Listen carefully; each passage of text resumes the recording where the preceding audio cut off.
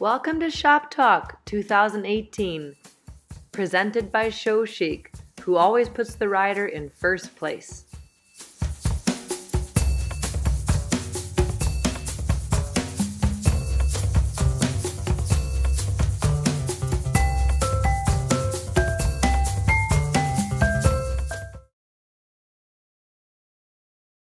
Okay, so welcome everybody. I'm Mary Wanless. I guess you may have heard my name and that's why you're here. So, my story is I was the horseman kid. I was the horseman kid that did a degree in physics, and the closer it got to my final exams, the more I was riding horses and the less physics I was doing. And after that I took some time out to work with horses that just kind of became the rest of my life.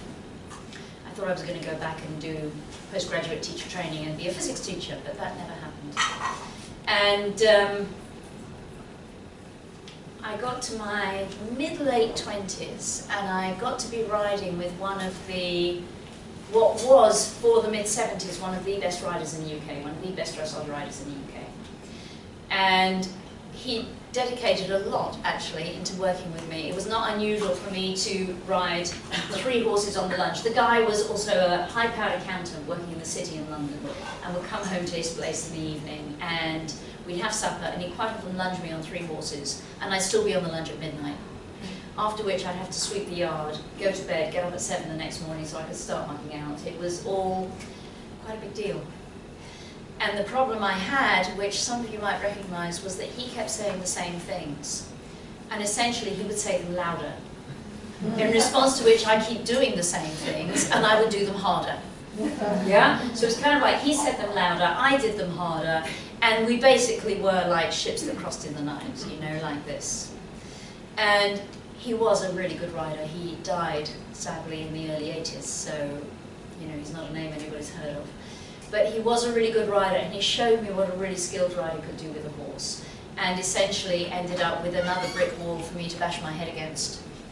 And I got to the point of going, you know, I don't have talent, I'm really no good here, I'm beating my head against this brick wall, it's stopping being fun, I'm exhausted. I mean, I was a bad case of burnout, really. I was exhausted. And I decided that was the end of my dream, and I sold my horse, quit my job, and went to live in London. And I didn't ride for all of about 6 months, and people I knew, who were mostly his clients, sort of fairly close to London, kept saying, "You can explain it better than he can. Wouldn't you come and give us a lesson?" I kept going, no. I was selling fire extinguishers, actually. And one day I was bored enough and broke enough selling fire extinguishers that on the nth time of being asked, I went, "Okay, I'll give you a lesson." Then the next thing I knew, there I was, back in the horse world again. Only everything was different. Because before I gave up, I was desperate to be a good rider. I was desperate to pass my British Horse Society exams. I was desperate, I was eventing at the time, desperate to go eventing, get points on my horse. I wanted to look good, I wanted to be good. And after I gave up, it was kind of like I didn't care any longer, you know, it was like I'd given up any dream that I might ever be any good. And looking back at this, philosophically, it was a bit like before I gave up, I wanted to be there. Let's say I wanted to be in Paris. I wanted to be in this place where everything was wonderful, the sun shines, the croissant wonderful, and I wanted to be there. And I so wanted to be there that I never thought very much about here. And after I gave up, there was no there, because I'd given up on there ever being a there. So I started to notice here. And I really started to notice things like, all the horses I ride are heavier in my right hand than my left. I don't turn right as well as left. There's more weight on my right seat bone than my left. Might this be connected? And I started to notice other things, and I was riding a horse for somebody a couple of times a week that jogged a lot. And every now and again, I could stop this horse jogging, and I didn't know what I'd done. And then for the next 10 minutes, I would pull on the reins, and it would pull on the reins, and it would keep jogging. And then I'd stop this horse jogging, and I didn't know how I'd done it. But there was always part of me, the physicist part of me, going, there must be laws of cause and effect. If someone else can do it and I can't, there has to be a reason. If I can do it on Tuesday and not on Wednesday, there has to be a reason. I don't believe in myths and magic. There's a reason. And along with that time, I kept going, there's something my teachers aren't telling me. There's something my teachers aren't telling me. And I read every book I could lay my hands on, trying to find out what my teachers weren't telling me. And I didn't find out because I hadn't written them yet, or dreamt of them, or conceived of them, or anything. So, in the back of my mind, I'm going, there have to be laws, there have to be reasons. So when I stop this horse jogging, it's like, how did I do that? What did I do? Whatever I just did, it was the right thing. How did I do it? And I pull on the rein for the next 15 minutes, and it was jog, and then I stop it doing it. And it took me quite a long time to work out what I did that stopped this horse from jogging. And I could now tell you that what I did was catch up to the balance point and really engage my core in a way that nobody talked about core or core strength in those days. I called what I did bearing down, because so many of my pupils said, this is what you do when you have a baby, this is bearing down. So I used those words to describe what I was doing. And that was the beginning of a quest to really discover, how does the rider-horse interaction work? What are the laws that govern this interaction? And I was absolutely right, there are laws that govern it. And those laws are incredibly well hidden within the horse world. And I have made it my mission to understand those laws, put them down on paper, put them on DVDs, teach them in clinics, and to attempt to get this information out there in the world. And back in the days when I was going, there's something my teachers aren't telling me, there's something my teachers aren't telling me, I was right.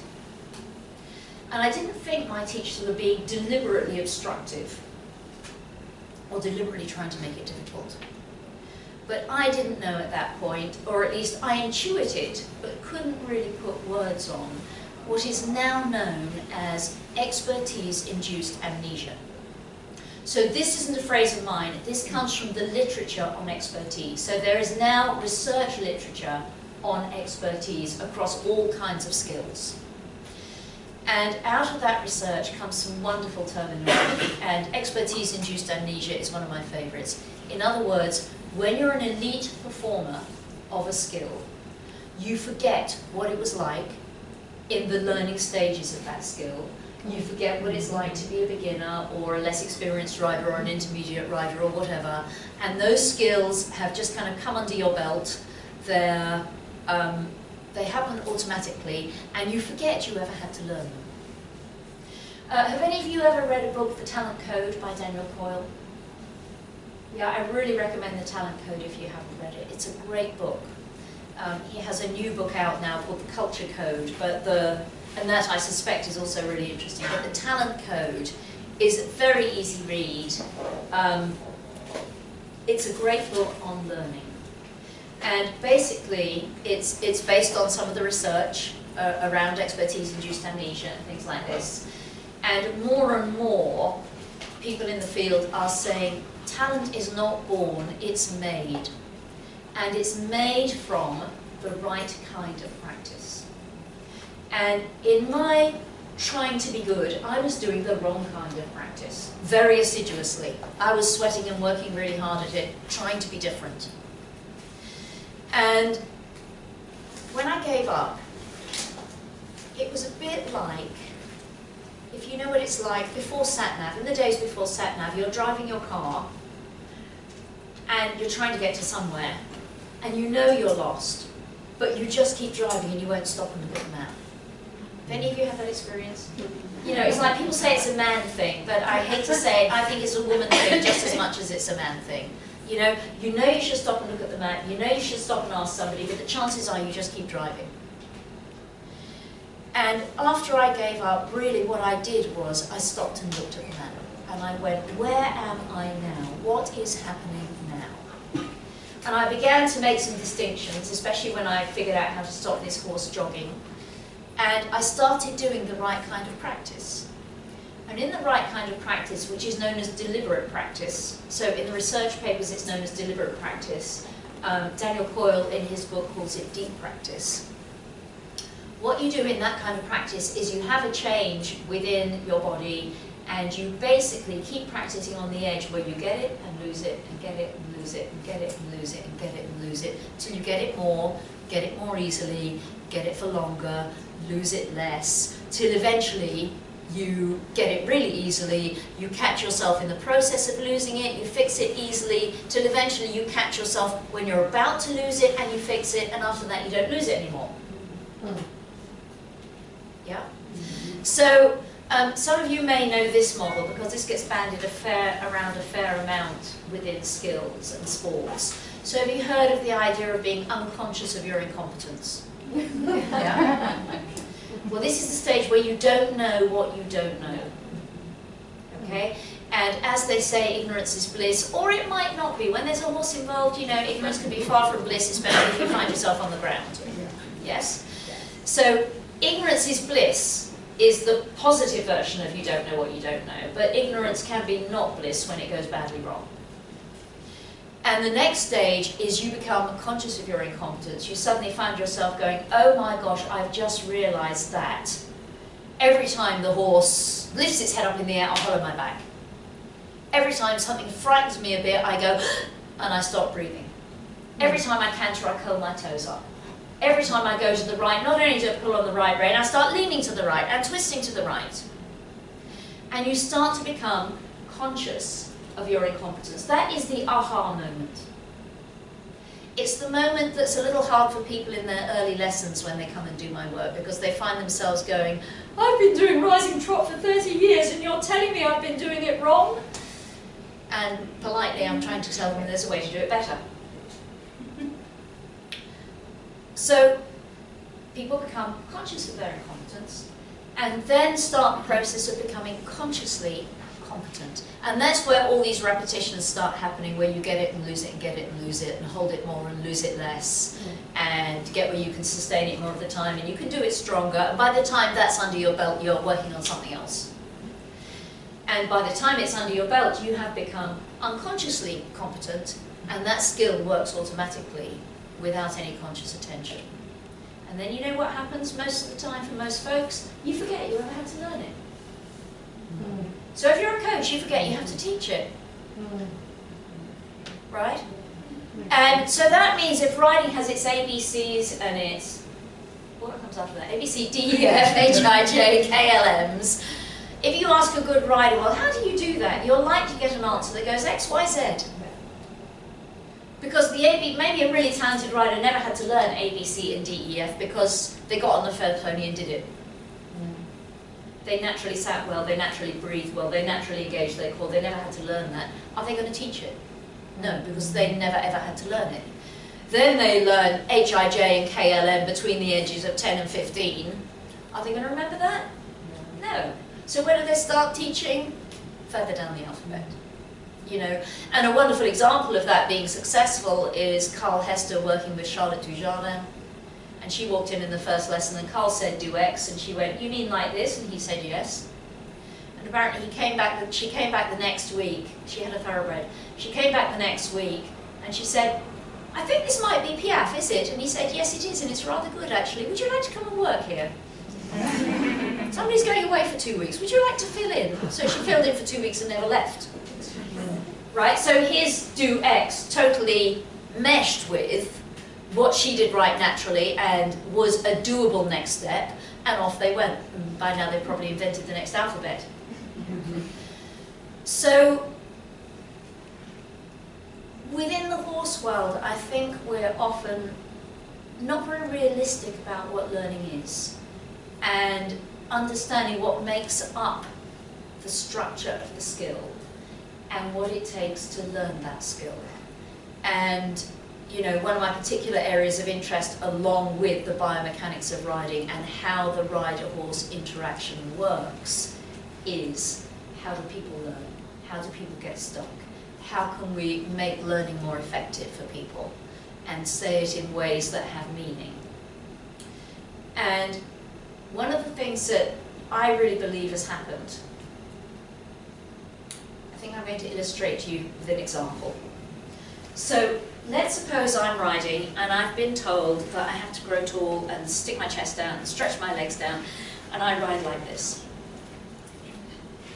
Okay? Now let's suppose for a moment that I'm a martial artist. Here I am, a martial artist, so let's move my hands into a martial arts, Tai Chi type position. How would this be if I was doing Tai Chi? Not good. Yeah, I mean, you can all see it's not good. But if I put my hands here and I'm a rider, would you go, oh, that's not good? Or would you go, hey, look at her, she's really tall and she sticks her chest out. Man, that's great. I mean, it's a question. It's an open question. If you yourself try to go tall, it's highly likely that you ride here.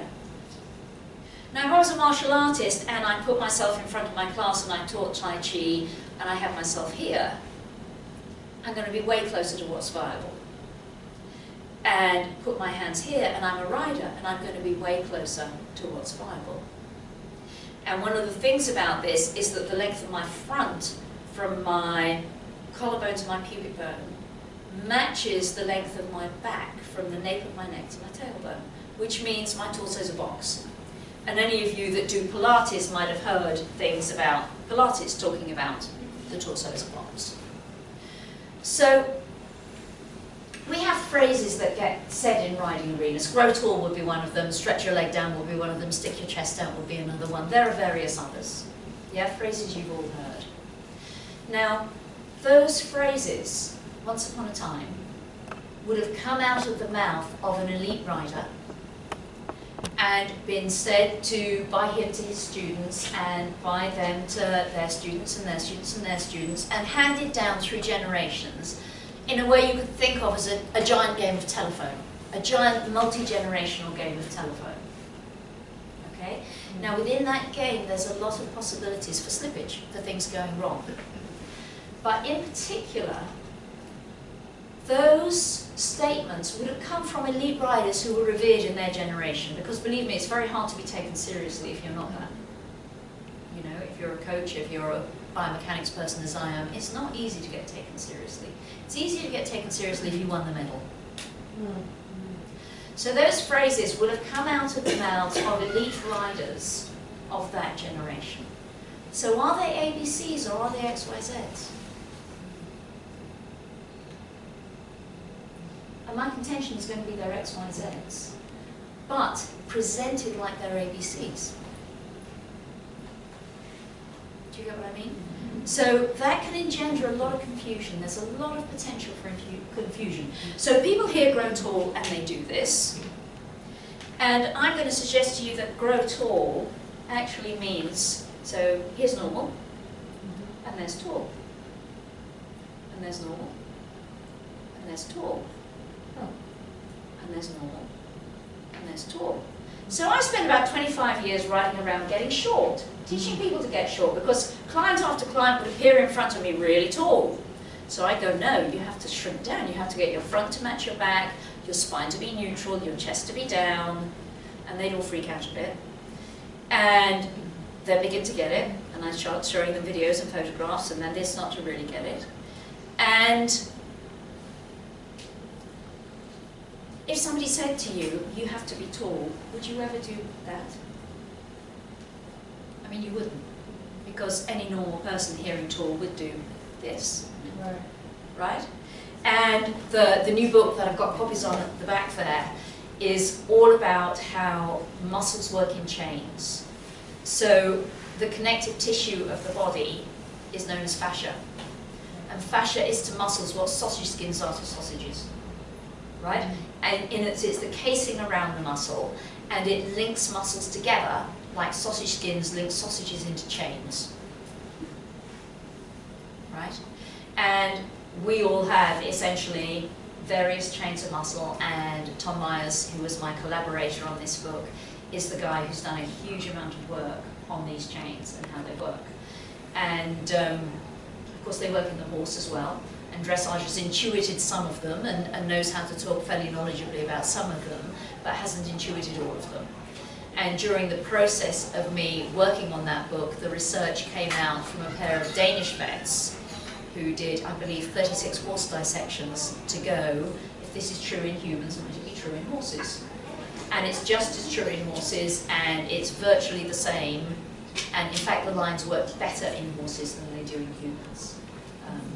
There's a few funky things that have happened with standing up on two legs that makes them not quite as good as they are in four-leggeds. So if I do grow tall, what I'm actually doing is I'm changing a little bit the chains of muscle on the outsides of the body and narrowing them in towards each other, And like water in a container, if you make a narrower container, the water goes higher up. So that's a wider container, and the water doesn't go as high. And that's a narrower container, and the water goes a bit higher. But most folks trying to go tall would inevitably think it must be about the front and the back of the body and going this way. So expertise-induced amnesia, I think, is a really big deal. There are some other lovely phrases that come from that literature. One of them is the curse of expertise. So we never think elite riders are anything other than blessed, really, those of us that aren't. You know, I wish I could do that. But the curse of expertise is that for elite riders, it's really hard to explain how you do what you do. And the curse of expertise can become a cultural deal as well. So the curse of expertise is another phrase from there. Another lovely phrase that I like from the literature and expertise is premature automation. And what that means is that a skill got automated and a habit pattern got made prematurely before it was actually a skill worth having. It needed more tinkering with to become a habit pattern that was worth having. Do you get what I mean? So, you know, we all learned to go up, down, at whatever age we did. And as soon as you could go up, down, everybody went, great, and went on to the next thing. Yeah? So you go up, down in whatever way you do. And it kind of sort of works, or maybe you have really good mechanics and your up-downs really work. But up, down has ways of doing it that work well and ways of doing it that don't work so well. And for most folks, it became a habit pattern and prematurely became an automated skill. Yeah? And it's very interesting when you read about tennis players and golfers. So, you know, you'd read in the press about Andy Murray's working on his volley, or somebody's working on their serve, or somebody's working on their backhand, or golfers working on their swing. And you know, these are elite performers. These are the best in the world going, if I don't get better at my serve, I'm going to be beaten by the next generation coming up. If I don't get better at my volley, if I don't get better at my swing. And yet I don't know that riders have the same attitude. Do you think they do? On the whole, I think they don't. And I think the fact that we have a horse to train blinds us to the fact that we also have a rider to train. You know, in tennis it's very clear you're not going to improve by training the tennis racket. You're not going to improve by training your golf clubs. Right? In riding, you are going to improve your horse if you train your horse well. But at the same time, you have a skill to learn too. A very complex skill to learn. A very counterintuitive, not instinctive skill to learn. And that learning process, I think we gloss over at our peril. So, you know, I think at various stages through this I should open the floor for questions. So, have you got any questions or thoughts at this point in time? Yes? Do you have any advice on how an intermediate rider should find an instructor? You can go on my website and look at the list of coaches on there. There aren't too many in America. There's a few that hang out in Wellington some of the year. There's Heather that hangs out in Wellington all the year, who is a pretty good biomechanics coach as well as a superb trainer. And I think it has to be said that Heather's horse training skills are really built on having such good biomechanics that, do you know the term the noise to signal ratio? Yeah, it's a kind of engineering type term. If you think of a radio that's not well tuned, an analog radio, and it's not well tuned, and you've got noise, right? The noise is making the signal less clear. Now, all of us as riders have a certain amount of noise. Quite often there's a lot of noise. And if you can get the noise less, there's a much clearer signal. Yeah? So for most of this noise in our sitting, you know, and you're kind of saying, well, I can't control my legs that well. That's some noise that you can't do an awful lot about, but not having stirrups helps. Your horse has to learn that that noise is actually just noise, it's irrelevant. Not every horse on planet Earth would figure that out and be okay with it. You need a horse that can do. And you need to be really strong in other parts of your body to make up for where you don't have control.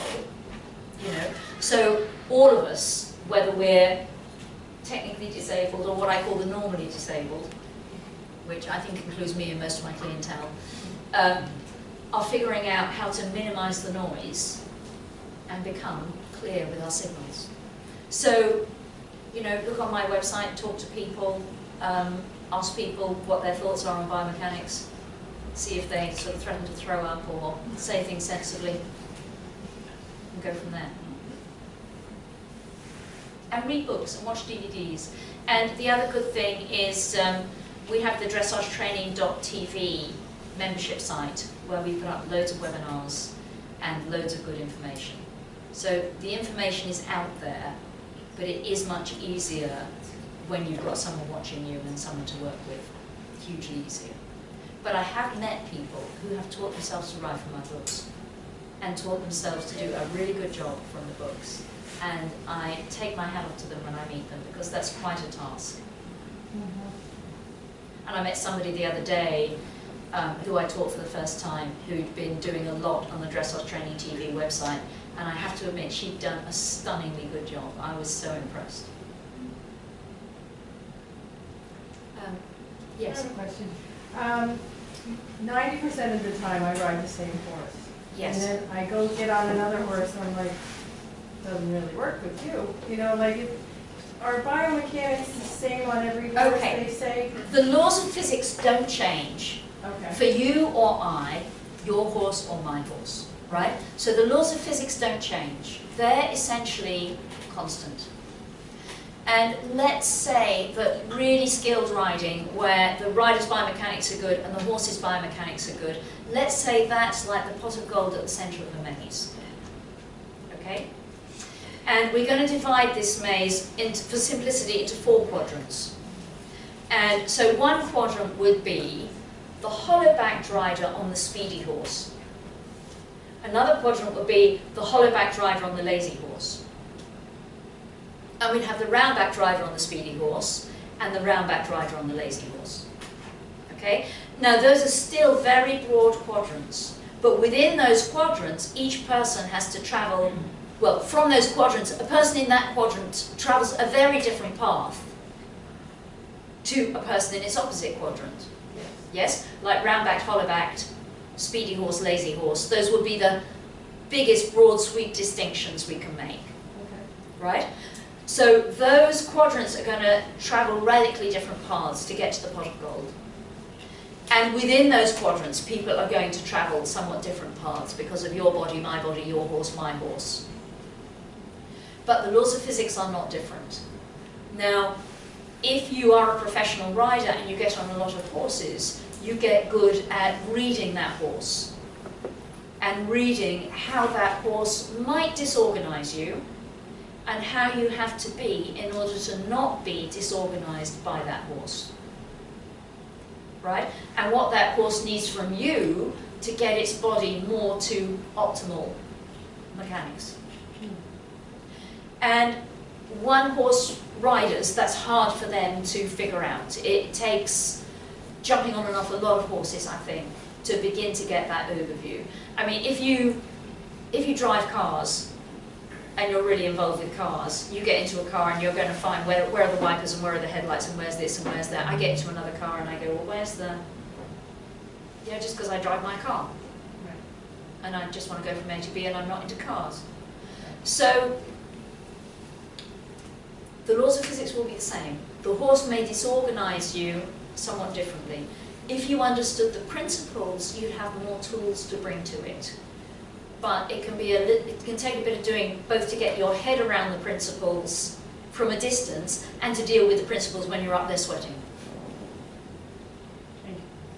Yeah, but the laws of physics don't change. Whatever your discipline, whatever saddle you ride in, whatever horse you own, whether you're 6 foot, 5 foot, you're riding a pony, you're riding a bigger horse, the laws of physics don't change. And there's nobody who's exempt. You know, none of us are exempt from the fact that the apple that falls on the tree goes straight down, and when we come off, we hit planet Earth. The laws of physics don't change. And I would say too that there's a sort of correct baseline feeling to the feel of good biomechanics in the horse. And you'll know if you're sitting on the $500, the $5,000 version, the $50,000 version, the $500,000 version. But essentially, when they do good biomechanics, they all feel pretty much the same. But in their not good ways of moving, some horses will go thunka, thunka, thunka, thunka, thunka, thunka, thunka, and some will go boing, boing, and some will go buh, buh. You know, so you've got different body qualities. Okay. Yeah? It always makes me think of, I think it's the first sentence in one of Tolstoy's novels, something like, happy families are all happy in the same way. Unhappy families all have their unique way of being unhappy. Well, it's kind of like correct biomechanics and the laws of physics functioning well gives a look that's the same look. Yeah? And the same basic things are happening. But disorganization between horses and riders can happen in an infinite number of disorganized ways. So, you know, you're learning to figure out territory, as it were. And what I think I've done is mapped the territory of riding and the rider-horse interaction and the influence that one has on the other. So here's an example. Supposing I'm stood on a little rug. Somebody pulls the rug out forwards from under my feet. What happens to me? I topple backwards. The rug's on a polished floor. What happens to the rug? It goes forwards, okay? So this could happen either way. Somebody might pull the rug and I topple back, or it might be that I lean back and I send the rug out from under me. Okay? So here's a question. It is, I'm pleased to say, less true nowadays than it used to be that somebody riding an extension in a test across the diagonal will lean back to do it. But riders always used to lean back, and some riders will still lean back, but fewer riders lean back than used to. That rider is utilising what I call the water ski motorboat principle. They leant back, they became the water skier, to the horse becoming the motorboat. They're sending the rug out from under them. Okay. Right? At a price, the price being that they could be sending forces in their body essentially from their shoulders to their pelvis, to their knee, to the horse's shoulders and front feet, which may not be the ideal place for those lines of force to go. But they led back and their water ski made motorboat. Okay? So then you get to the end of the diagonal and the test said collected trot. What do most people do then? Well, ideally the rider would come to vertical, but a lot of people go, whoa, Oh, they go, oh. right? And if you lean back and go, whoa, what are you saying to your horse? You're saying, be my motorboat, flatten out, right? Now, if it's the right thing to say for an extension, it can't be the right thing to say for collection, by simple logic. But most people's half halts and down transition days go, whoa. Yeah. So, my reckoning on this is that life goes much better when collecting aids involve the rider being vertical. And that leaning back is inviting the water ski motorboat dynamic. Right? Now, you know, I wasn't a terribly good physicist. I struggled my way through my degree. This is not terribly advanced physics, right? It's not beyond 15-year-olds or something like that. But somehow we just don't see it. People just don't see it. Yeah? When you lay it out for people, they start seeing it. You know, and in lessons with somebody, I might go, oops, that was a motorboat moment. Be careful, stay vertical. Right? So, but we just don't see it because we don't have words to say it. We don't see it. And my physics degree was really rather more relevant because it had lots of paradox in it. I did lots of quantum mechanics, you know, the waves and the particles, it can drive you around the bend. I mean, it's full of paradox, as is riding and what works well. And there was also an awful lot of unsolvable problems that eventually I would manage to solve. And riding was another string of unsolvable problems where I went, I'll understand this one day. Doesn't make sense right now, but one day I'll figure this out. There will be an answer to this. And I was right. Hang in long enough, about 40 years later, you start figuring it out, but it can take an awful lot of time. Yeah. So what goes on from the physics perspective is not that difficult, but when you're up there, you could easily, I mean, I think one of the most design faults of the human body, worst design fault in the human body, we do not have a built-in spirit level. I meet people, you can't tell you how often this happens. First time I meet somebody, they're walking around me on their horse on a circle, saying, I have this terrible problem with leaning forward. And I go, oh really? Oh, that's interesting. And then I go, how am I going to break the news? You know? And sometimes what can happen is people might get to canter and go, help! And they want to grasp the neck, you know, and they have a terrible problem with leaning forward. But in walk, they solve their problem. And they didn't realise they solved their problem, so they keep trying to solve the same problem, but they solved it. So they're ending up back here telling me, I've got this terrible problem with leaning forward. Oh, jeez. And my most cynical take on riding skills actually is that either people don't solve their problems, or they do solve their problem and they don't realise they did it. So they keep trying to solve their problem that they've already solved, and the attempt to solve the problem becomes the new problem.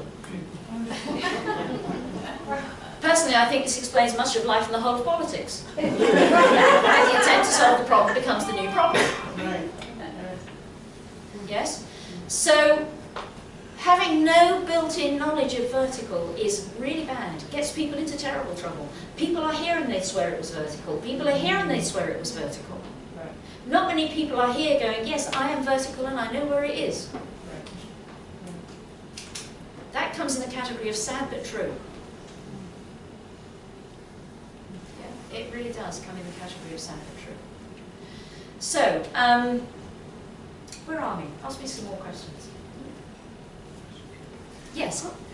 When you talk about learning theory and how people learn it in a typical riding lesson, Yes. the rider is putting, let's say, 50% of the concentration on feeling, Mm-hmm. and then the other 50% on the instruction and the feedback. And is there a way to kind of make sure that one doesn't interfere with the other, that one isn't so busy hearing the instruction that they're losing the feel, or Right. vice versa? That's a great question, don't you think? I think that's a really good question. And it's an interesting one because in a lesson you are paying the coach or the trainer to disrupt your patterns a bit. But one of the things is that all of us in the middle, I think one has to mature a bit to discover that you can earn your keep without talking all the time. Sometimes when you're in the middle, you have to keep quiet and give the rider processing time. Yeah? And we talk, I coined the phrase brain space. Brain space is a precious, valuable commodity. We as humans don't have that much of it. You know, and there is now peer-reviewed research that says we do not multitask. Humans cannot multitask. They flip from one thing to another thing to another thing. Okay? And riders on horses can't multitask. And somehow you have to end up with a checklist. And your aim, along with your coach, is to come up with a viable checklist and to be always trying to catch, as it were, the first domino to fall. Do you understand what I mean? Yes? And this doesn't work as a very good metaphor in America because enough of you guys don't learn to drive stick shifts. You know, I really think it should be part of everybody's life path to learn to drive a stick shift. And when I first did that, I really struggled with, you know, you take your foot off the accelerator, you get it on the clutch, you're still holding the steering wheel, you know where you're going, you move the gear lever, you get your foot off the clutch, you have to get back on the revs. Yeah? Okay? And there's a point of doing that of utter overwhelm. And you do get it, and now, if it was legal, you could talk on your phone and eat a sandwich at the same time. It probably is illegal here, but it's not where I come from, but in America it probably is legal. So, what was an overwhelming number of things that you couldn't keep track of became something that you could do pretty much automatically. right? And let's say the brain can keep track of 3 things. It could be, in effect, that you're seeing 3 houses. It could be, in effect, that you're seeing 3 streets. Or it could be, in effect, that you're seeing 3 cities. Do you get what I mean? So, a chunk of information, if you go back to me talking about do X, for that rider, X would be a chunk of information that has underneath it a whole load of different chunks that came together. We used the phrase, didn't we? It really came together. I had this ride, it really came together. Yeah? And that will be a peak kind of ride for you when it, quote, comes together. And then what's happening is a load of different pieces came together as one piece. And through your learning process, that person that does X, X will be the piece that's in consciousness, that's like the tip of an iceberg. And underneath it is the iceberg of all these pieces, like you take your foot off the accelerator and you put it on the clutch and you keep hold of the steering wheel and you look where you're going and you take hold of the gear lever and you move the gear lever and you get your foot off the clutch and back on the accelerator, and that's X. Right? So the more you're dealing with all these small chunks, the harder it is for everybody. I mean, the beginning stages of learning any skill are tortuous for anybody because you can't keep track of all these things. And you're trying to get the checklist down to doable proportions, but by the time the person gets to the end, they have to go back to the beginning because it's gone wrong at the beginning. In England, we say it's like painting the Forth Bridge. The Forth Bridge is over the Forth of Clyde, which is between England and Scotland, and it was a big railway bridge that in its time was very famous because it was wonderful, and it was the first time one like that had been built. You know, and the joke is that they paint the Forth Bridge, and by the time you got to the other end, you had to start painting the Forth Bridge again at the first end, yeah? So there was always a crew of men painting the Forth Bridge. So you get to the end and you have to begin again at the beginning. Well, the more you go up through levels of learning, the easier it is because you're dealing with chunks of information. If it's like 3 cities, you know, then you have loads more brain space. Yeah? And I was watching Heather ride this morning and I said something to her, and at one point she said she was doing pirouettes or something, and she said, yeah, I didn't have brain space for that during the pirouette. Yeah? Fell off my checklist, didn't have brain space for that. But in the easier work, she had brain space for it and made a difference to her and the horse. And so, you know, we all ran out of brain space at some point. And folks who were struggling more ran out of brain space. Yep. And the more, as a coach, you realize where the rider's at and the chunks of information that they can take in. Mm-hmm. Yeah? So information has to happen in bite-sized chunks. And there's a skill to figuring out what is a bite-sized chunk for each person inside you and what is a doable next step. Yeah? And if you're an elite rider, it's easy to think that what's a doable next step for you is going to be a doable next step for the person in front of you, but actually they need baby steps and the skill breaking down more. And you could say, if you think of, let's say, learning piano or maths, you don't get concert pianists doing early lessons to kids learning piano. And you don't get university maths professors teaching maths to small children, unless it's part of an experimental project. Because the limit of how you can teach that skill is determined by the size chunks you can break it down into. Yeah? And concert pianists aren't going to be able to break piano down into small enough chunks for beginning children. Yeah? And university maths professors aren't going to break down the skill of adding and subtraction and multiplication and division and cubes and squares and understanding that to small children. Maybe they can, but you know, many couldn't. So it is a problem. I could come at this problem another way, which might be interesting. How many of you talk to yourselves a lot inside your head when you're riding? Okay, so that's a fair few of you. there tends to be a conversation going on in a lot of writers' heads. And it often has the ideas of woulda, coulda, shoulda. Been writing for all these years, that corner was rubbish, why can't I write a decent corner? I should know by now, I woulda, coulda, should have been able to write that corner, da da da da da da da da. And on the whole, the commentary that goes on inside people's heads isn't very friendly. And if you think of it this way, we've got our 5 senses. We've got hearing, we've got sight, we've got feel, we've got taste and smell. We're going to knock out taste and smell for the moment and think about hearing, sight and feel. If you're talking to yourself inside your head, your brain is caught up in the talking and the listening. And if each of those senses of hearing, feeling, seeing is kind of like if the brain were a radio, each of those senses is one of the stations. The brain can tune in, consciously you can tune in to one of those stations at a time.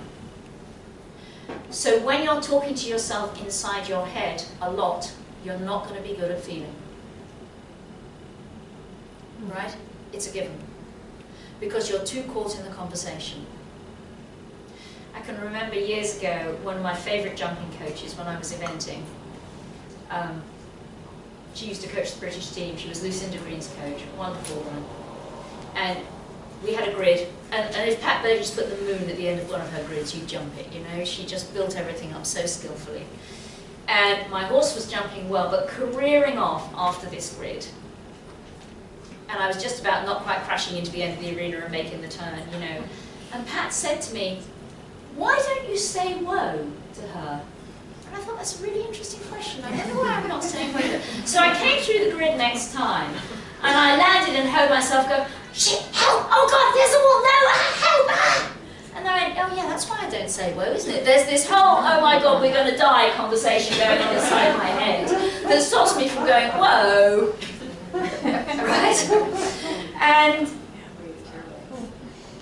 if you can cut down the words inside your head, you will be A, better at hearing what's being said to you from the outside, and B, better at giving reminders to yourself. And any reminders you give to yourself need to be positive reminders of helpful points that are bite-sized chunks, that are next steps, that are said in shorthand. What if the conversation going on in your head is about what you're feeling? Well, it still needs to be in shorthand. Because by the time you've said, I need to do this and that was good, and oh, I'm doing this, da da da da da da da, you've been around the first corner, you've been around the next corner, around the short side, and you're halfway down the long side. So it has to get down to shorthand. So you're allowed things like good. You're allowed oops. This feels really good. You're allowed 4-letter words. Okay. Right? Yeah. You're allowed 4-letter words. From oops to several others, you're allowed good, but you don't want a conversation going, gosh, that was really good, I'm really pleased with that corner, I hope I can do that again, because you've already gone round the next corner. It's too late. Yes, it's too late, it's too slow. So, you know, within the kind of things that I think, it works best when people think bear down, breathe, foot light, thighs on. Because when you can get it down to little reminders like that, you're not so caught up in the woulda, coulda, shoulda, and the negative things you're saying to yourself, and the time it takes, even if they are positive. Okay, maybe when I ride, it's because it's so good for my soul. I don't feel the negative. That's great. But, I mean, not everything's not Keep perfect. the positive, keep the positive in shorthand. Okay? So get it down to a few words and keep it in shorthand, just because there isn't time for sentences.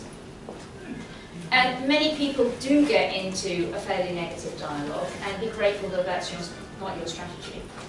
And any of you that do, there's several strategies you can do. One would be, every time you think a thought that isn't helpful, say to yourself, next, and then have the next thought be a helpful thought, said to yourself in shorthand. Okay?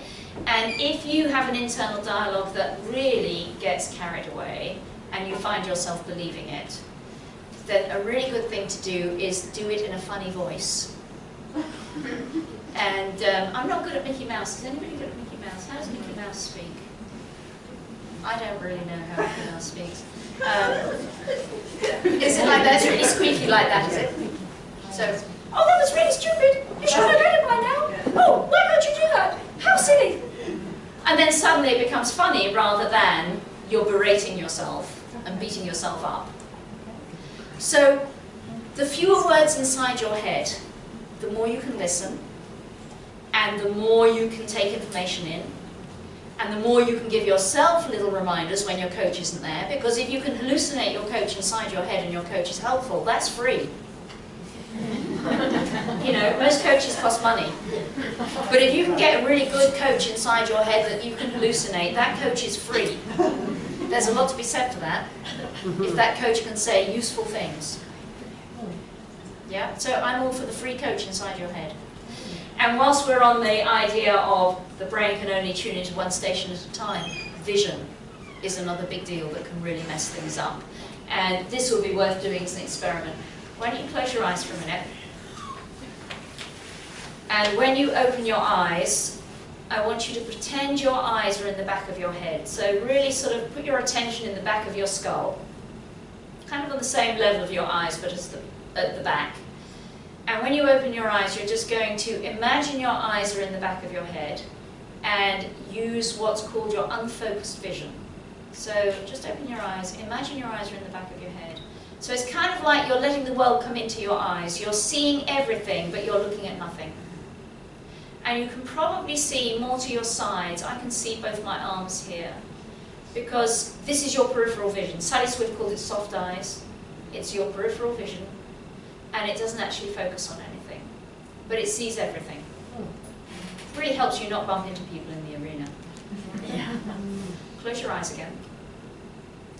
When you open your eyes, we're going to do that same thing, and then I'll say to you to pick a point across the room and stare at that point. Okay? So you're going to start off with your eyes in the back of your head. The world comes into your eyes, you're seeing everything, you're looking at nothing, and now look at something across the room. And when you do that, I don't know if you can feel your eyes change, but it's kind of like your eyes go boop, to the front of your head. And we sort of we know this colloquially because we talk about eyes out on stalks, her eyes popped out of her head, right? We have a sort of colloquial understanding that that happens to people when they're in shock or they're in fright, especially, and in staring.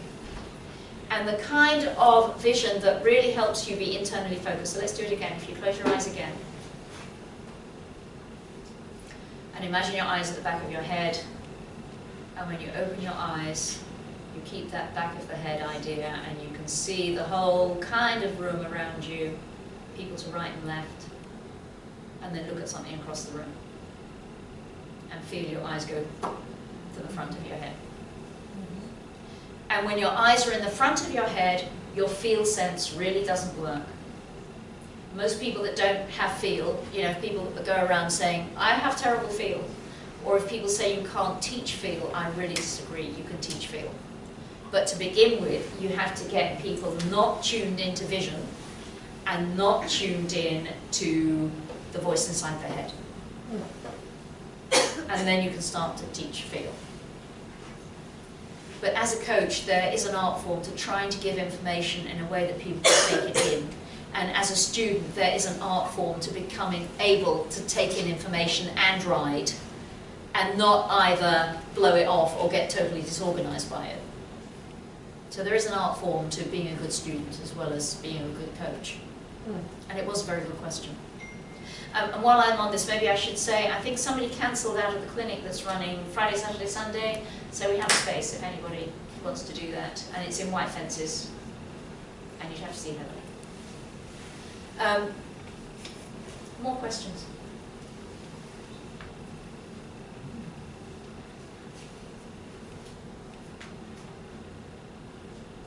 To which they went, no. I'll ask you a question, not me. Thinking generally about students and coaches, and how you get to.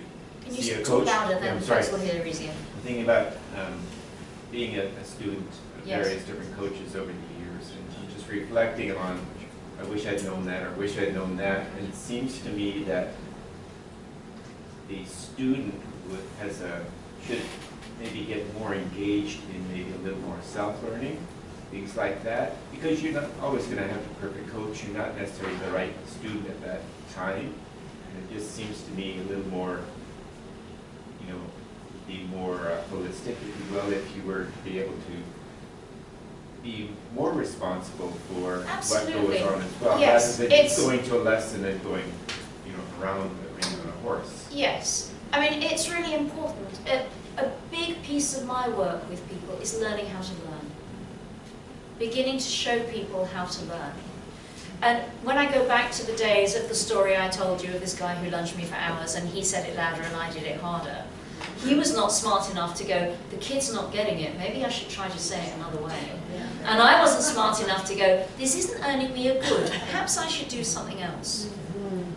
Nowadays I'd be more inclined to go, well, do you mean this? Or do you mean this? Or do you mean that? Or am I doing it? What change do you want to see? So I, as a student, would be more proactive if it was clear to me that I wasn't doing what the coach wanted. Yeah? But students don't often do that. There's something in human nature that coaches will say it louder and students will do the same thing harder. I've been told after a clinic when I wanted to know why a certain way was being done so I could understand. I was told after the clinic, you just do what they tell you to do and you don't question.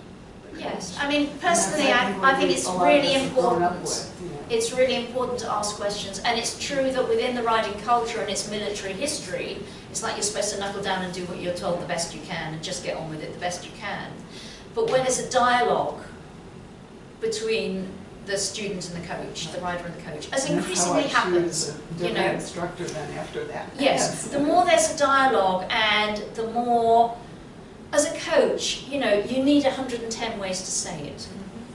And I have to say some of the best things I ever came up with were explanation A didn't work, B didn't work, C didn't work, D didn't work. I'm in the middle doing, what the hell can I say to this person? How can I get this to happen? And I come up with another explanation. And the other side of the coin to us saying, well, within your brain, you've got your visual, your hearing, and your feel, ways of processing information. I, as a coach, have got those three channels to get information in. And I'm going to quote Sandy Howard, so I don't know if any of you know her name. She was a rider from California who was a well-known judge. She rode on the American team in the early 1980s. And I got to know Sandy when I first came to America, and she was a wonderful advocate of my work. And this is a quote from Sandy, who said, well, when you put it in through the ears, it doesn't always come out through the arse. And this is true. When you just put information in through the ears, it doesn't always come out in quite the way you wanted it to in the rider's body. So that means the more we can create a visual picture for somebody, create an image for somebody, or get our hands on and go, can you put your body here or there? Or sometimes I'll say to somebody, feel this on me. Right? So I've got various ways to put information in, to try and get where somebody can take that information and utilize it. And, as a student, you're trying to help your coach find ways to coach you. Yeah? And as a coach, you're helping the student find ways to learn and become more proactive in their learning. I mean, I think it's pretty sad that very few people leave school knowing how to learn. I certainly didn't. Right. In an academic sense, I kind of did. But in any practical sense, I totally didn't. And where it would be very nice if kids left school and they had a user's manual for how the brain worked, certainly for my generation, a lot of us came out of school with the loser's manual. Yeah? And figuring out how the brain learns and how learning happens and how you best take information, it's a challenge. You know, with all the best coaching skills in the world, it's a challenge for both coaches and riders. And a challenge that I think it's really good for the rider to be proactive in. And a question I'll ask people, you know, is how do you know that you're learning? And I like to think that folks who are involved with my work know that they're learning because of the way they're coming up with different skills, they're coming up with different ways of perceiving their skill, perceiving their body, perceiving their horse, building a bigger toolkit, having more influence. Then when that happens, you know you're learning. But people often really don't have a good grasp of what learning is. Yeah. I just have to say that Annie started riding with Heather and Mary when she was 15, 16? I think it was 16, around 16. And she was mortified that she had to say something back to them during her lesson. That was shocking to her. Yes, with teenagers it can be a little bit of a challenge. She's over that. I can happily say she's over that. But you found a way, you know, Heather found a way also, but you also found a way to communicate with her. And now it's, I think, probably more than anything, she's in college now. And she has a conversation, like whether it's with her professor, or whether it's with you, or whether it's with Heather. And I really think that she probably found a lot of that and got the confidence to do that. I can say it since she's not here. Yeah, yes. From her writing, from writing with I mean, I certainly didn't have much in the way of conversations with my college professors. You know, I flew under the radar, you know, and kept quiet. Yeah. She doesn't stay quiet anymore. Yeah, well, that's good. That's good. But it was really, you know, Mary was really good at finding a way. It was very funny. That with Stewie that first year. Yes. And sometimes with kids, you know, I find myself almost pleading with them, almost like, nothing you can say is wrong. You know, please help me out here. If you can tell me what's this like for you, I'm going to be able to teach you so much better. Please help me. And that was her fear with Heather. I mean, she started with Heather before her first clinic with you. Yes. But that was her fear, that I'm going to say the wrong thing. Yes. Yeah. So, how do we get into this? Yeah, learning, you know, we don't have the user's manual as well as we should have. Can you talk a little bit about the different styles of learning, like learning by listening, by experience, by seeing, and when they work and when they don't work? You know, I don't know that I can say an awful lot of that is going to be very helpful beyond what I've said. It kind of, with any luck, comes out in the process of interacting with somebody. That, I mean, more than words are required, let's put it that way. It doesn't very often work well on just words. And creating an image and a picture for somebody in their mind's eye can make a huge difference.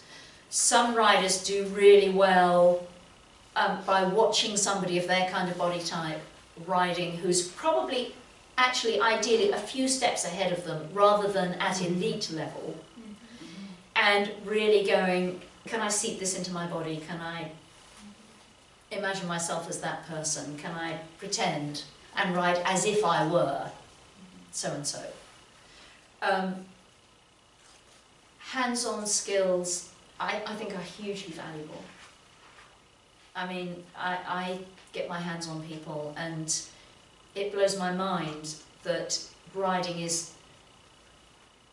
Some people almost act like you should coach riding without ever referring to the fact that the rider has a body. Yeah. You know, I mean, are you supposed to coach tennis without talking about the grip and without talking about how you move? Are you supposed to coach golf without talking about the swing and how it works? Are you supposed to coach riding without talking about the rider's body? You know, I don't get it. But some people think it's rude and degrading to talk about the rider's body. But that's all we've got. There isn't anything else. So, you know, it works well telling stories, it works well, all sorts of things work well. And having a varied repertoire and just figuring it out along the way is, I think, Can I add one little thing about that? Yes. When you said if you watch somebody riding and you say, oh, I want to emulate that rider because that same body type or whatever, just warning, it can be very deceiving and it doesn't feel like what it looks like. Yes, absolutely. Like I was in one situation I was riding and I heard a coach next to me telling his rider, look at Heather, she's sitting up tall, stretching up, stretching down, she's so relaxed. And I was riding around going, push my plunger down, bear down, finish strong, stay on the vertical, keep a compression pattern on my body. relaxed. And Yes. he's like, oh, she's so relaxed, she's so stretching up, she's so tall and elegant. And he was telling his rider to ride like that so that she looked like me, and that wasn't gonna work.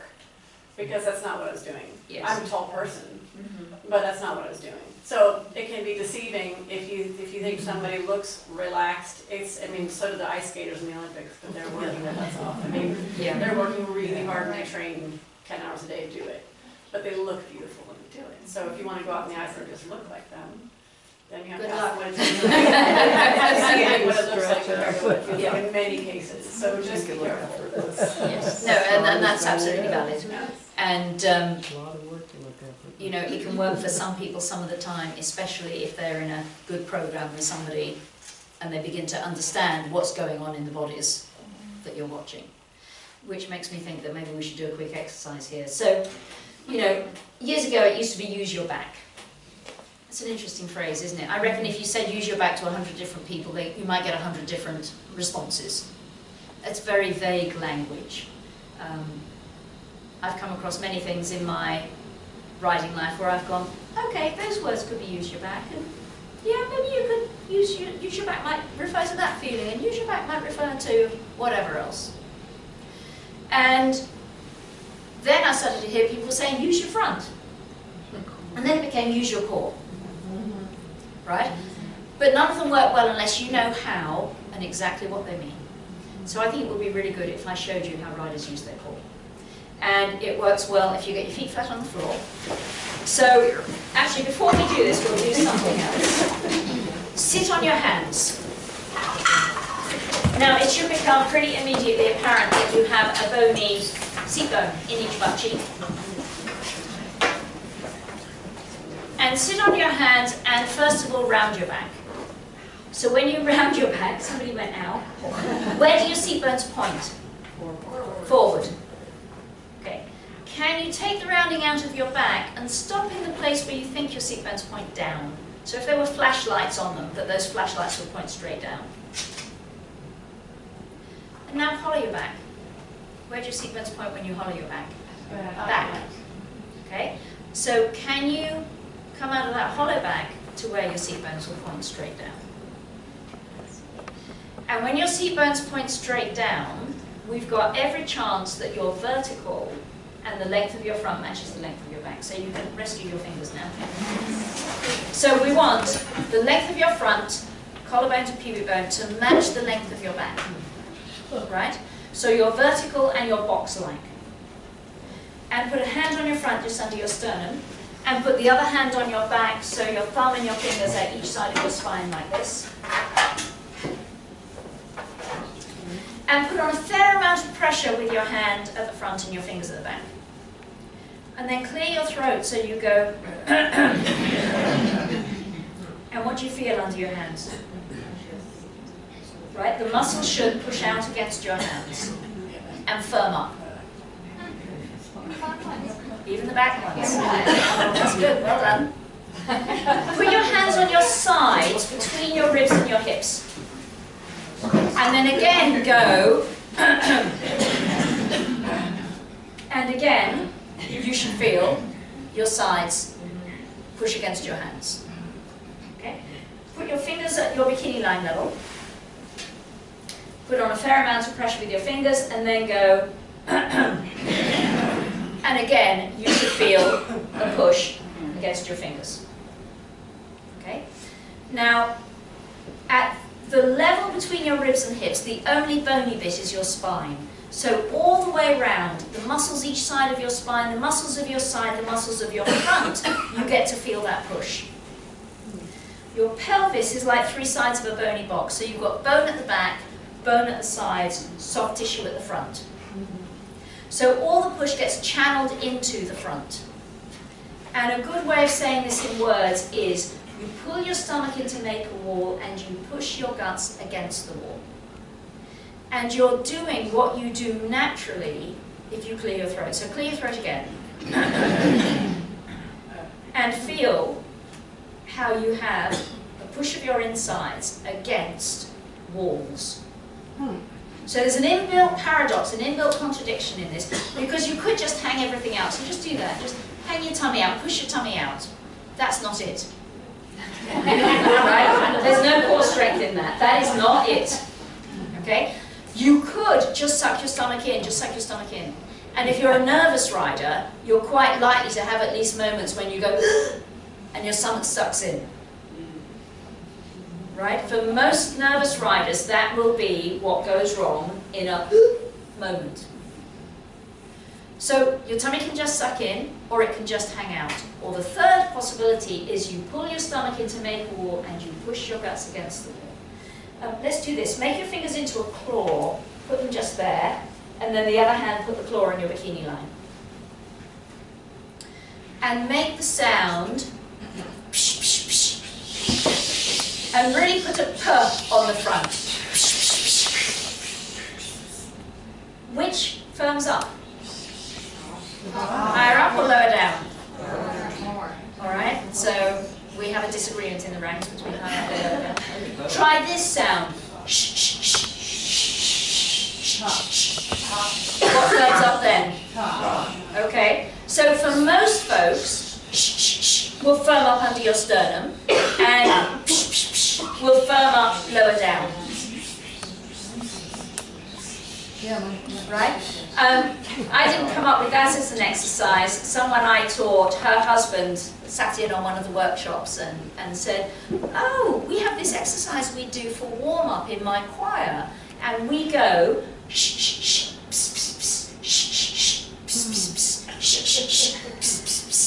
and they're warming up their abdominals, their ability to diaphragmatic breathe, and I call this bearing down. This is how good riders access their core. So, you know, if you watch Heather and you think she's just floating along, like she said, she's doing this like crazy. She's pulling in to make a wall, she's pushing against the wall.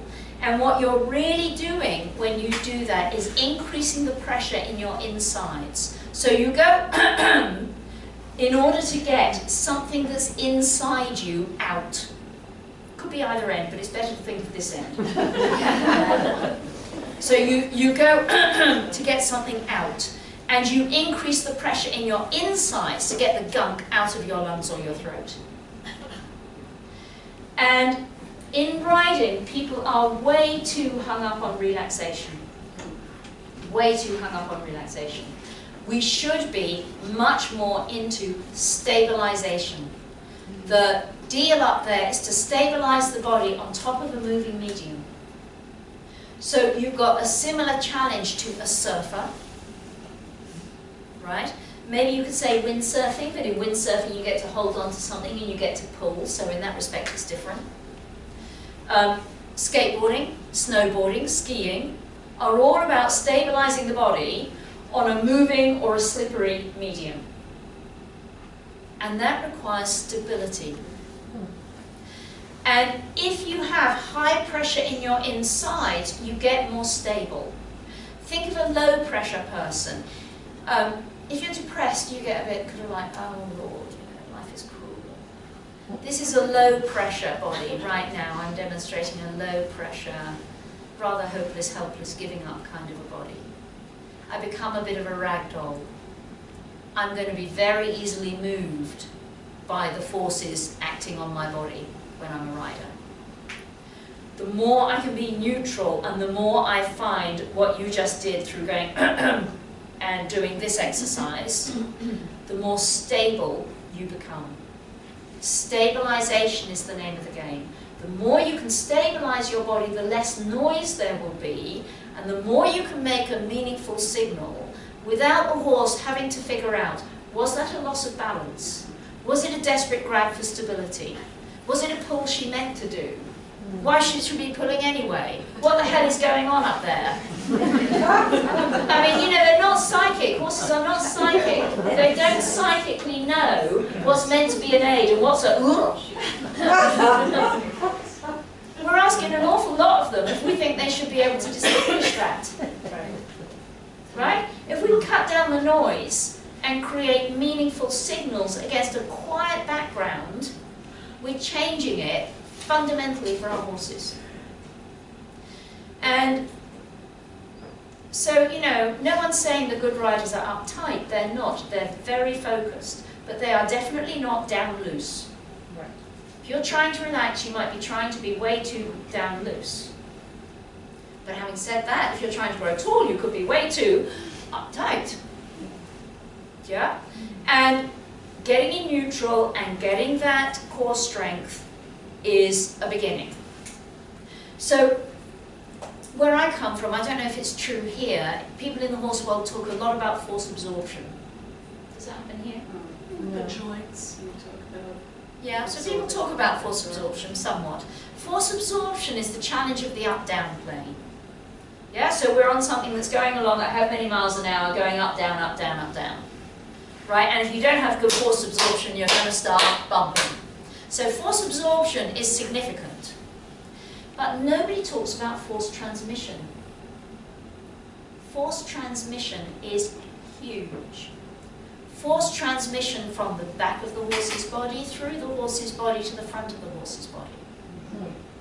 Force transmission from the back of your body to the front of your body. So if here's your front and here's your back and you're a box, from the back of you to the front of you, you have to be able to transmit force. So let's put it this way. Let's say here's the horse. Oh, I'm going to back up another stage. Back up another stage. You're having a lunge lesson. You're riding on the lunge, holding the front of the saddle, doing sitting trot. Everything's fine. And then the person lunging you says, let go of the front of the saddle. What happens to most folks at that moment of let go of the front of the saddle? Their legs go fast. Well, folks are likely to get more wobbly, and they're quite likely to start bumping. And if people bump, what direction do they bump in? Backwards. Up and down, and backwards, and maybe off to the side in one direction. Right? But definitely backwards. Now, as a physicist, that became significant to me. People don't think enough about this. If everybody bumps backwards, but when you're holding the front of the saddle, you don't bump backwards, because you've been given permission to use a force from the front towards the back to hold yourself in place. Take the force away and you go bump, bump, bump, bump, bump backwards. Right? That's what's happening. You were given permission to use a force. Pulling on the front of the saddle, it holds you in place. Take the force away, you go bump, bump, bump backwards. That means a force is required to hold you at the front of the saddle. There's two ways to supply that force. You could hold the saddle. You could pull back on the reins. But nobody gave you permission to do that. They gave you permission to pull on the saddle, but they didn't give you permission to pull on the reins. So that is a force from the front towards the back.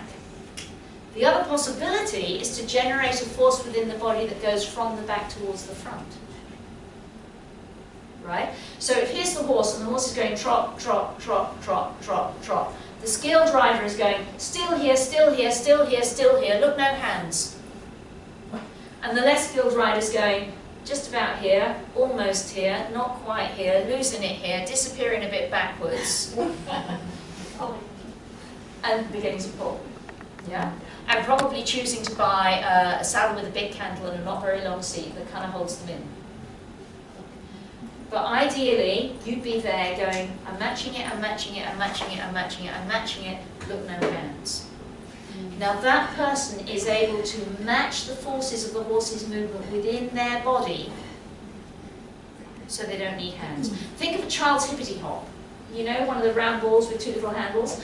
If you're hopping along on a hippity hop, you have to be proactive to do it.